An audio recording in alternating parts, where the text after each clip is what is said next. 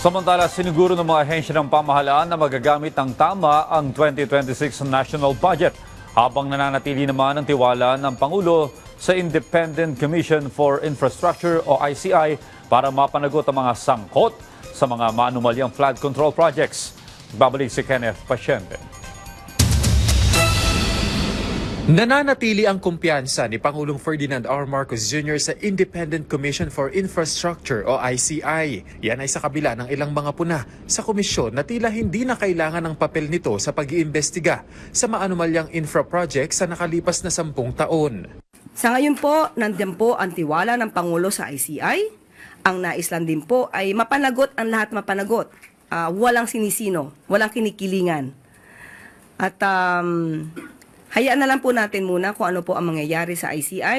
Ipinunto pa ng Malacanang na bagaman nag-resign ang 2 commissioner ng ICI, hindi ito hadlang para isakatuparan ng komisyon ang mandato nito na mapanagot ang mga nasa likod ng katiwalian sa infra projects. Even if the ICI will only have one member, and that's the chairman, Chairman Reyes, he could also or he could still recommend the filing of the case. So kung sila man ay sasabi nyo na mas maganda kung mas marami, mas maganda po talaga. Yan naman po ay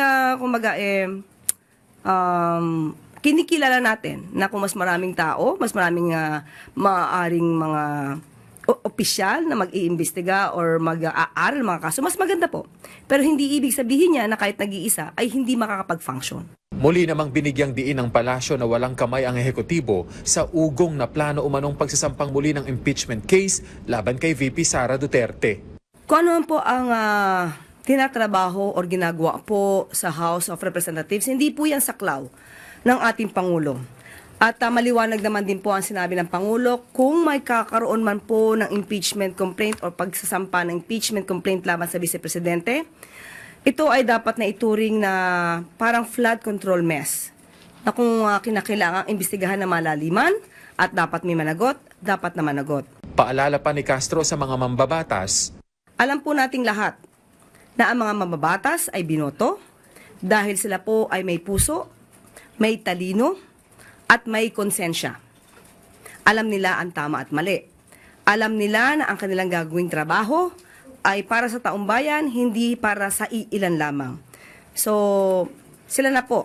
Nasa pagdidesisyon po nila yan kung magkakaroon po ng pagsasampa ng impeachment complaint at kung ano po ang kanilang gagawing pag-re-resolve patungkol dyan.